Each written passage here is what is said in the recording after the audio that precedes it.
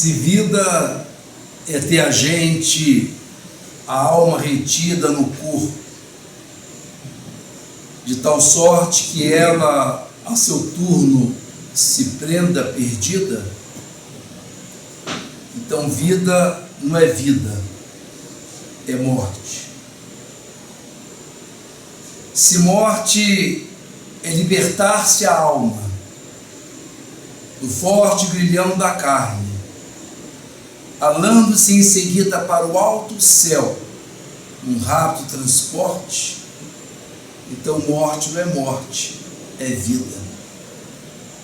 Se vida é ter essa escravidão que humilha, é a alma presa, sendo aquela trilha e morte, a mutação de sua sorte e a volta à sua livre, à luz perdida, porque esse apego que se tem à vida, porque esse medo que se tem da morte.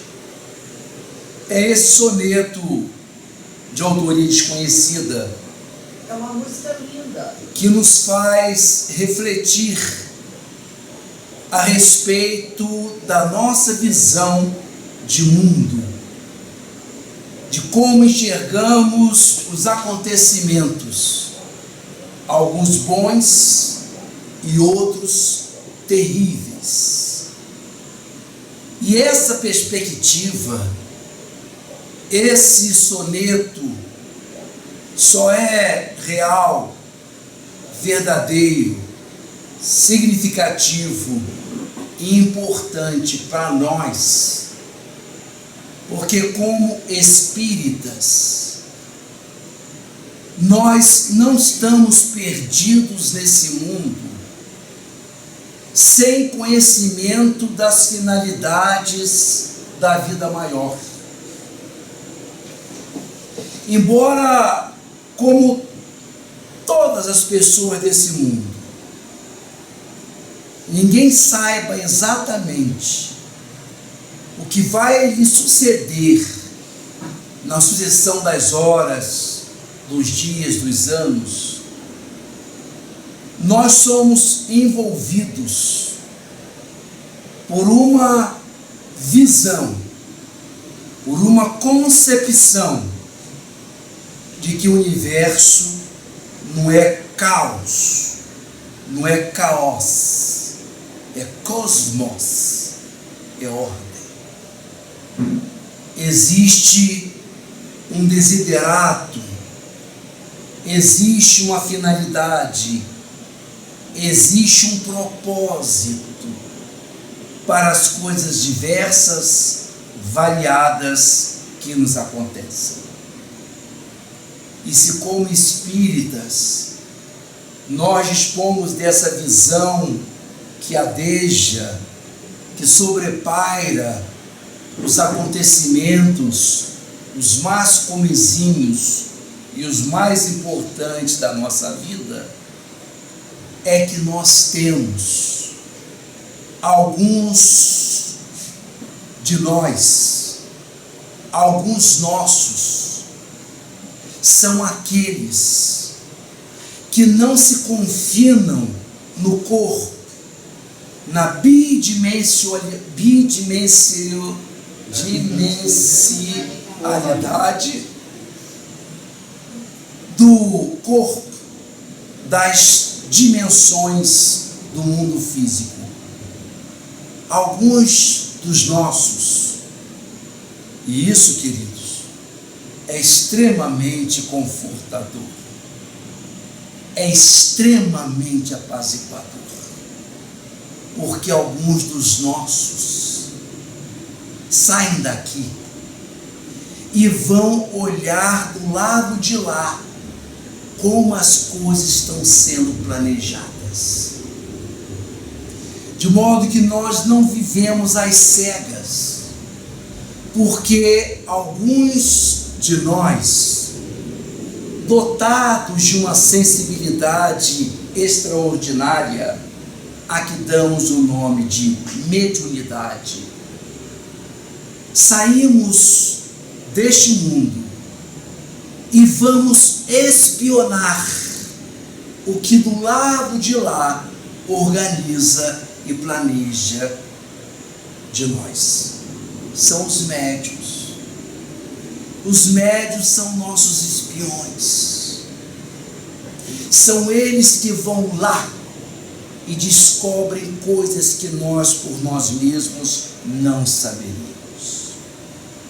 Viveríamos às cegas, viveríamos perdidos como boa parte da humanidade. Mas essas criaturas, elas viajam ao infinito e roubam o segredo do além e nos comunicam, nos falam dessas coisas. Esses são os nossos espiões, que se não os tivéssemos, não saberíamos absolutamente nada. E por isso, a minha admiração, a minha profunda admiração pela iniciativa do grupo de Chico Xavier em destinar um mês coincidente com o aniversário do Chico, para que nós nos exercitemos e olhemos com mais profundidade as obras que um desses nossos melhores espiões foi capaz de revelar-nos. Por isso, o mês de abril, quando nos enseja essa oportunidade de falar desses espiões, desses nossos que vão descobrir coisas que não saberíamos, nós admiramos e aplaudimos, companheiros, por essa iniciativa. Eu não sei se vocês sabem que quando o expositor faz uma introdução longa assim, é porque ele não sabe ainda o que vai falar.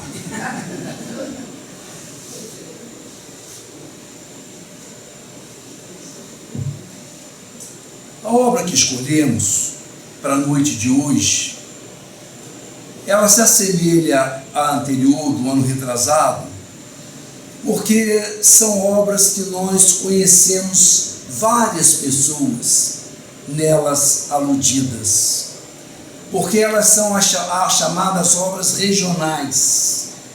São livros, 2 livros, que o Chico recebeu como que direcionados para uma comunidade quase exclusiva do noroeste do estado de São Paulo, ali pela região de São José do Rio Preto e Votuporanga. E hoje o livro Na Vida no Além, ele retrata a desencarnação e algumas informações que esses espíritos trouxeram através da pena mágica de Chico Xavier. Eu tenho muito contato com essa região e, portanto, tive a oportunidade de conhecer várias pessoas citadas nesses livros, e dada essa intimidade, eu escolhi essa obra para poder falar com vocês dela. A obra começa com referência a um acontecimento dos mais tristes, dos mais medonhos, dos mais trágicos, que é a desencarnação de adolescentes, 59 deles. Naquela noite de 24 de agosto de 1960, alguns ônibus, alguns com o público feminino e outros com os meninos, saíam de São José do Rio Preto em direção a Barretos, para participar de uma gincana, para participar de competições escolares. Ali, meninos e meninas, os seus 13, 15, 16 anos, entraram naqueles ônibus, certamente conduzidos pelos seus responsáveis, que falaram as falas comuns, as falas de um coração devoto. Vai com Deus, querido. Que Deus te acompanhe, minha querida. Vai com Deus. Vão com Deus. E noite chuvosa, uma noite de neblina, o motorista se desorienta. Uma chuva nem tão forte. Ele se desorienta e cai num rio, na região chamado Rio Turvo. Acidente este, que mata os 59 meninos. Todos, portanto, morrem, à exceção do motorista. Esse acontecimento abala a comunidade de São José do Rio Preto, porque eu tenho a impressão que o coração humano, ele não anda na velocidade dos acontecimentos. Aquelas mães, pais responsáveis foram para suas casas dormir em paz, felizes porque seus filhos saíram para uma competição escolar. E daí a alguns instantes são abarroados, são chocados com a notícia de que um ônibus caiu. E qual deles? Aquelas mulheres se desesperaram. Quando, anos depois, eu fui falar de um outro episódio, alguém na ocasião me contou que aconteceu de um moço que estaria naquele ônibus e que por um motivo qualquer não conseguiu pegar o ônibus. Quando ele chegou em casa,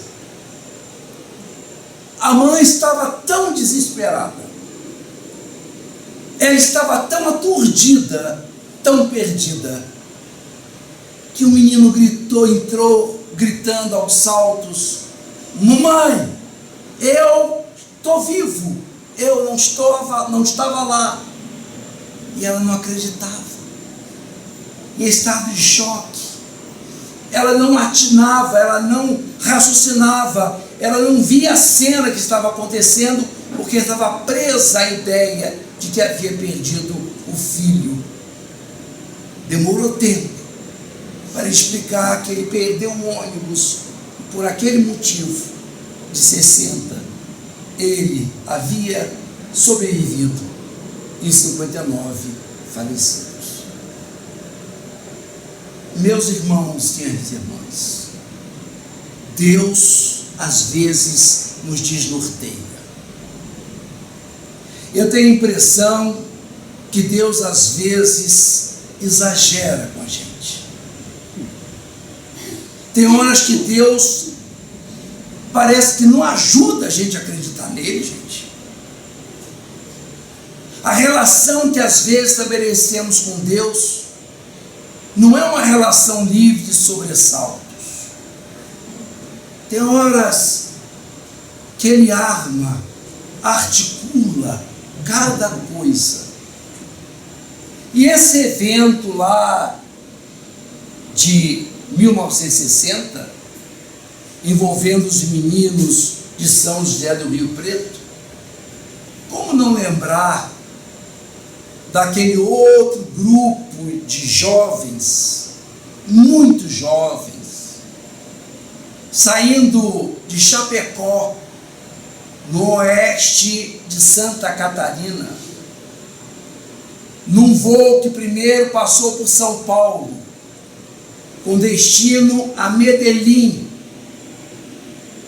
em que a 3 quilômetros apenas, ou menos, da cabeceira da pista em que o avião haveria de pousar, o avião cai, morrendo dezenas e dezenas daqueles mesmos meninos cujas mães se despediram deles, elas felizes, e eles eufóricos, porque estavam indo competir a competição da Copa Sul-Americana, a seleção chapecoense de futebol, viajando para Medellín, competir a estação, o desafio da Copa Sul-Americana de futebol. Então, tem horas que Deus faz essas coisas, acontecem esses episódios que nós não conseguimos interpretar e teríamos mais dificuldades ainda se não fossem os clarões que esses nossos espiões nos trazem. E como não existe exatamente uma prova cabal da existência de Deus, porque nesse mundo há inúmeras pessoas, e algumas bastante inteligentes. Aliás, os países mais civilizados, mais desenvolvidos, têm um contingente cada vez maior de pessoas que não acreditam em Deus. Chega um instante em que Deus, a sua existência, o seu poder, o seu absolutismo sobre a terra, ele acaba sendo uma aposta que o nosso coração teima em fazer por sua existência. Às vezes não conseguimos decifrar, equacionar todos os acontecimentos. Alguns dirão: mas Eduardo, por acaso você desconhece no capítulo 5 do Evangelho segundo o Espiritismo a parte relativa às causas atuais das aflições e as causas pregressas das aflições? Certamente, filho, você se esqueceu, porque algumas questões que não são resolvidas hoje o serão amanhã, e algumas aflições não nascem no nosso presente, mas nasceram no nosso passado. Mas o fato é, queridos, que nem sempre o que nos acontece é resultado de uma atitude errônea, de um karma. Nós aprendemos com as questões 737, 940 e 634 do Livro dos Espíritos, que há elementos, processos, ocorrências que se dão conosco com a finalidade de nos fazer evoluir. Não há exatamente um elemento causal, um nexo causal entre uma ação e aquilo que estamos passando. Existe sim um grande projeto de Deus, um grande projeto dele para as suas criaturas, desafiando muitas vezes a nossa capacidade de crer nele, de fazer uma aposta por sua existência. De modo que, em trânsito pelo mundo, nós podemos ser aqueles que apostam. Apostamos que Deus não existe, como muitos apostam. E se de fato ele não existe, gente, se nós apostamos que Deus não existe e ele não existe, como dizia Fyodor Dostoiévski, se Deus não existe, eu posso fazer o que quiser. Não temos de dar satisfação a ninguém.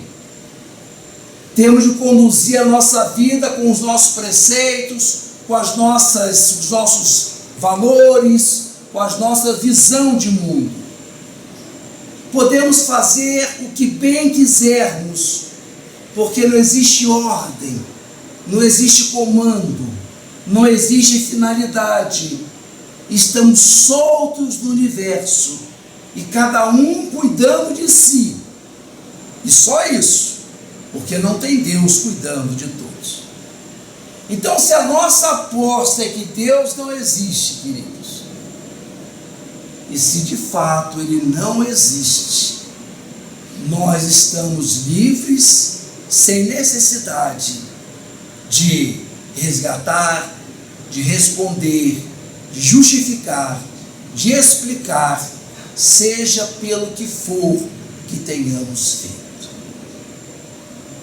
Mas se Deus, apostamos que Ele não existe, e se Ele realmente não existe, também não existe esperança.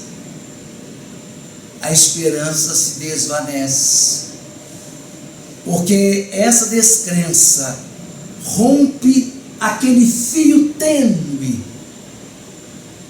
que faria a pessoa esperar por dias melhores no futuro em relação a um presente tão triste, tão medonho. Se apostamos, irmãos, que Deus não existe, e se de fato Ele não existe, não há espaço para a esperança, para o amanhã, para ver alguma coisa além. Nós estamos sozinhos, abandonados, e cada um por si. Nessa circunstância, às vezes, acontece que algumas pessoas, sem essa percepção de amanhã, de futuro, de esperança, quando a realidade real se obstina teimosamente a fazer o que a pessoa não gosta, a trazer sofrimentos atrozes, a negar-lhe todos os planos de alegria, de bem-aventurança, de satisfação. Quando a pessoa parte dessa perspectiva de que Deus não existe, e se Ele realmente não existe, a pessoa então, livre, ela pode optar, diante de um real atroz, diante de uma realidade tão medonha, como acontece com alguns, essas pessoas tomam a decisão de sair do real, eliminando-se através do suicídio. O suicídio resta como a última afirmação da pessoa descrente. O suicídio é o último gesto da dignidade humana, que afirma para si que, já que não existe Deus, não existe finalidade, não existe amanhã, não existe esperança, não tem por que eu insistir numa vida tão triste, tão escura, sem nenhuma finalidade. Mas, meus amigos, se nós apostamos que Deus não existe, mas se Ele existe, a gente pode se encrencar. Aquele indivíduo que toma as rédeas da sua vida, sem preocupação com finalidades espirituais, que ignora a realidade do espírito e vai fazendo o que bem entende, sem saber que existe uma lei que registra, e de maneira inteligente, as coisas ruins que fazemos, ela realiza um processo de conserto, de ajuste. E ele é tão inteligente que as coisas que fazemos certo, ela premia, ela parabeniza. É assim que esse universo criado por esse Deus. E olha que nem tivemos a opção de não ser, porque Deus não perguntou a mim: Eduardo, por acaso você não quer ser? Você não quer existir? Eu existo. E as regras são de tal modo que, se eu apostar teimar que ele não existe, e se ele existe, muitos de nós estamos fritos.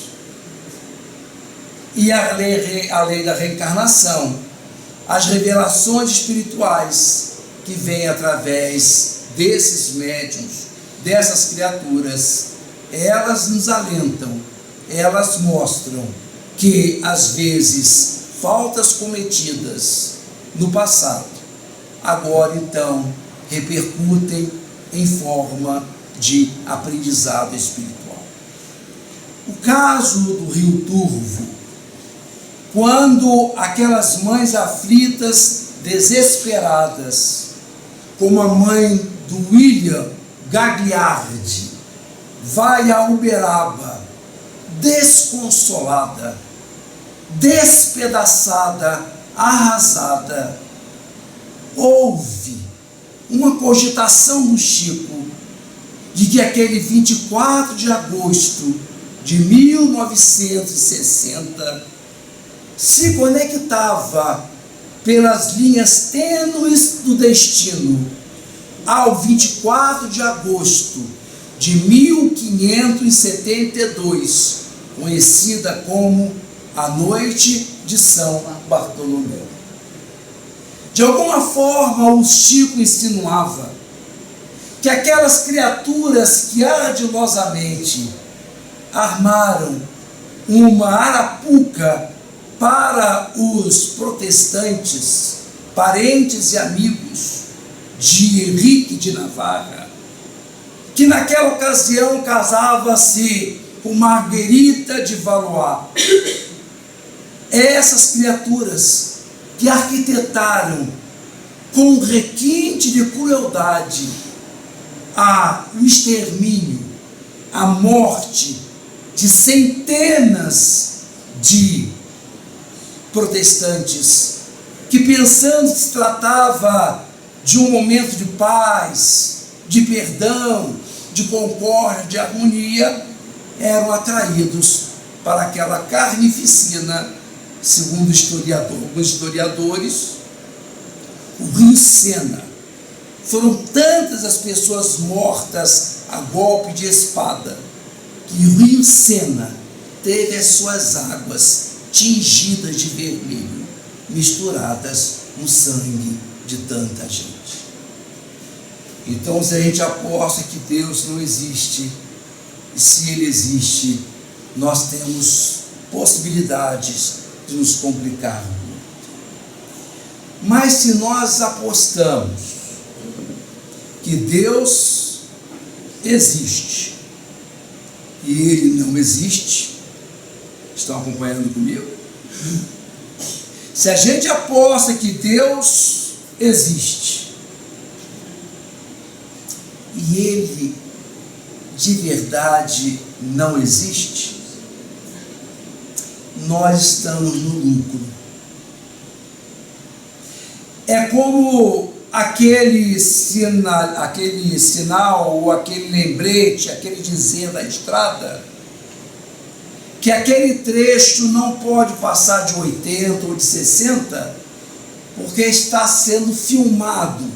Existem pardais ali, mas em verdade não existem. Mas exatamente com o receio de ser pego, a gente anda direitinho e não causamos acidentes. Então não importa se tem o pardal ou não, importa que devemos nós seguir a diretriz. Essa é a ideia de um sujeito, um dos mais extraordinários filósofos, dizem, maior depois dos grandes socráticos, o Kant, Immanuel Kant, dizia que a criatura, independente de Deus existir ou não, ela deve se comportar dignamente, fazendo o bem. Então, se a gente aposta que Deus existe e Ele não existe, nós estamos no lucro. E se nós estamos enganados, também os espíritos estão enganados. Porque eles nos dizem eles, através desses médiuns, dessas criaturas extraordinárias, eles vêm a nós e nos dizem que vale a pena, mesmo uma vida difícil, porque existe uma finalidade. Então, assim como nós, eles também apostam que Deus existe. E se Deus não existe, continuamos nós no lucro. Eles, como afirmam, e devem ter recursos para aferir se Deus existe ou não existe, eles vêm a nós nos momentos, às vezes, de aflição e dificuldade, e através desses nossos espiões nos dizem: não te admitas réu de afrontosa sentença, largado de hora em hora à sombra em que te esmagas, suportando tanta vez humilhações e pragas, a afeição de calhaus da humana indiferença. Crime, injúria, ofensa, criam-nos um dia estamenha de chagas. No passado abriste o espinheiro em que vagas, embora a provação trabalha, serve e pensa. Ânsia, tribulação, abandono, amargura, são recursos da lei com que a lei nos depura o coração trancado em novas escondidas. Bendize, amado irmão, as feridas que levas. A dor extingue o mal e o pranto lava as trevas que trazemos em nós dos erros de outras vidas. Mas, meus irmãos, minhas irmãs, se nós apostamos que Deus existe, e se Ele existe, tudo encontra sentido. Tudo tem a sua razão de ser. Tudo caminha para uma finalidade última. Ainda que a nossa posição na criação seja às vezes sofrer, mas nós sabemos que existe uma lei, que é a lei do karma, que ela é tão precisa, ela é tão exata, que quando ela se cumpre, quando ela acontece, é porque a vida maior, sondando-nos, percebeu que nós já tínhamos recursos com que quitar essas dívidas, essas dificuldades. Nós espíritas somos muito prontos, objetivos, racionais nos nossos ajuizamentos. Então, quando tomamos conhecimento de uma vida triste, de um destino infeliz, de alguém que vive lutando, dando braçadas com um dia a dia tão complicado, tão ruim, tão comprometedor. Quando tomamos conhecimento dessas situações, e às vezes elas acontecem na casa espírita, é muito comum nós pensarmos com nós mesmos: o que não terá ela feito no passado para estar sofrendo desse jeito? O que ela não aprontou? E nós fazemos essa avaliação através do presente, e imaginando que aquela criatura, por estar naquela posição, é porque deve muito. Eu não resisto. Eu devo contar uma anedota aqui, irmãos, com todas as desculpas.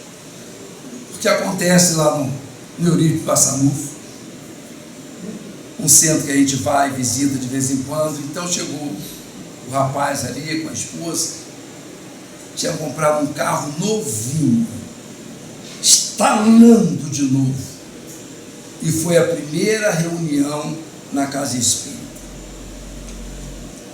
Sentou-se perto da janela, e lá de cima, enquanto ouvia a palestra, Ele olhava, porque no Rio de Janeiro todo mundo tem karma de ser roubado. E ele então ouvia a palestra, mas de vez em quando olhava lá para fora para ver se o carro estava ali. Uma região complicada, perto de comunidade. Ou seja, não sossegou. Desassossegado, a reunião inteira olhando para ver se o carro estava lá. Na hora do passe, diminui-se a luz do ambiente e ele se entregou àquele momento de prece, de enlevo, fechou os olhos por alguns poucos instantes. É isso mesmo. Quando abriu, cadê o carro? Exatamente na hora que estava rezando, levaram o carro do sujeito. E a esposa do Gilberto Bordalo, nessa linha de sermos um de nós, virou aquele casal desesperado, mas então roubaram meu carro, roubaram o carro. É assim, se roubaram, é porque está devendo. Que devendo, pessoal, compramos à vista. Então a gente às vezes tem essa leitura superficial de que a pessoa está passando do ano passando, imagino que ela não fez no passado. Mas cuidado, queridos, com esses raciocínios, porque quando perguntaram a Emanuel qual de nós é o criminoso, ele diz: qualquer um de nós que for descoberto. Em verdade, todos nós temos alguma coisa a resolver perante a contabilidade da vida maior.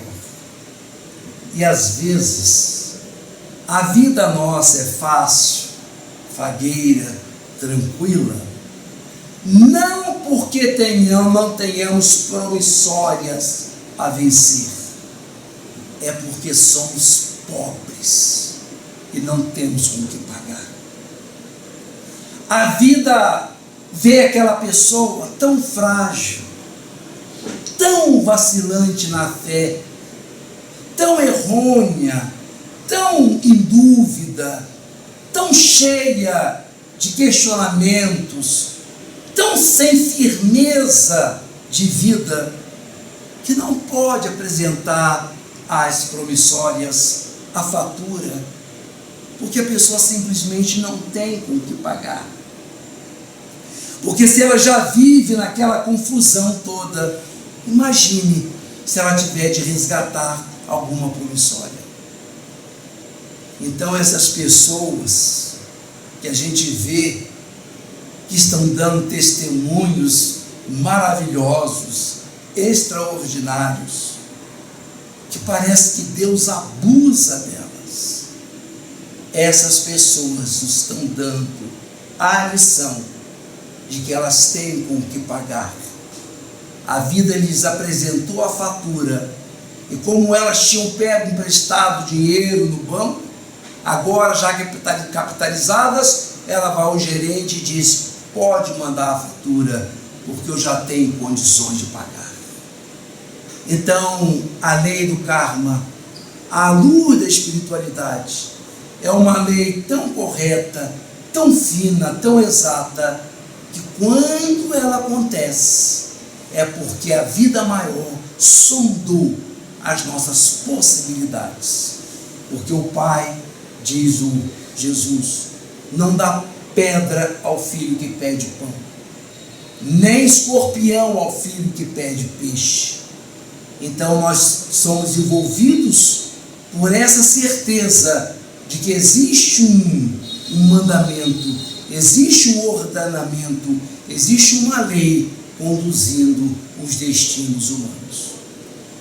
Pois esse é o livro Vida no Além, em que fala desse jovem, dessa morte, do William Gagliardi, como sendo alguém que voltou-se para o destino e cumpliciado com a mãe, porque com os espíritos, às vezes, nós sabemos que aquele espírito, antes de encarnar o filho, procura no campo dos seus afetos alguém que se disponha a ser-lhe a mãe na próxima encarnação e avisa: olha, eu vou ter uma morte terrível. Por acaso a senhora aceita ser minha mãe e sofrer o que nenhum coração humano consegue suportar? E esse que deve se junta àquele que se propõe a ajudá-lo no resgate. E são esses testemunhos maravilhosos de vida esperançosa que pessoas que padecem horrores continuam teimando e apostando que Deus existe. O livro desdobra-se através da desencarnação de Germano Sestini, pai do meu amigo Gerson Sestini, do seu irmão Hilário. Essas criaturas, algumas que nem espíritas foram, nem espíritas eram, mas é que na contabilidade da vida maior, embora não sendo espíritas, eles obraram no campo do bem. E entre o crer e o fazer é sempre mais poderoso. São essas reflexões, meus amigos, que nós trouxemos desse livro para dizer a vocês, bem dizer ao nosso Chico Xavier, por ter sido esse espião que captou do além essas mensagens, essas lições de vida imortal que acalenta e apazigua o nosso coração. E naquele 28 de março de 1946, estava o Chico com 2 companheiros, em Pedro Leopoldo ainda, quando sentiu a presença de uma entidade de extraordinária luminosidade. Tratava-se de um conhecido dele. Durante os últimos anos de vida material, Jesus Gonçalves, depois de sua posição ateísta, materialista, ele se rende ao Espiritismo. Ele se entrega à mensagem de Jesus e corresponde-se com Chico Xavier, da colônia de rancenianos onde morava, porque era portador de mal de Hansen, que no caso nosso amigo o vitimou mais exatamente no nariz e na coxa esquerda. O bacilo de Hansen, ele tem tropismos variados nas pessoas. Eles escolhem, eles têm atração de determinadas partes das pessoas, diversas partes. E no caso de Jesus Gonçalves, a bactéria se alojou mais exatamente no nariz, carcomendo-lhe as cartilagens e a coxa esquerda. Ao longo dos anos, Jesus ia se desfigurando.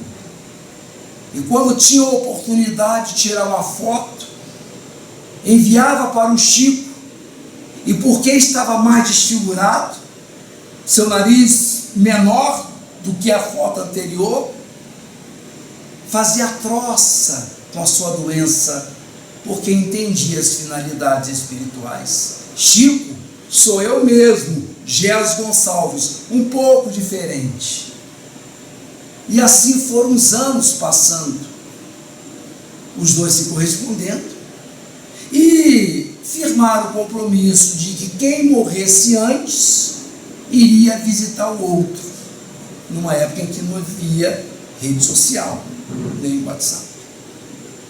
Então havia o compromisso de quem falecesse fosse então falar com o outro que havia morrido.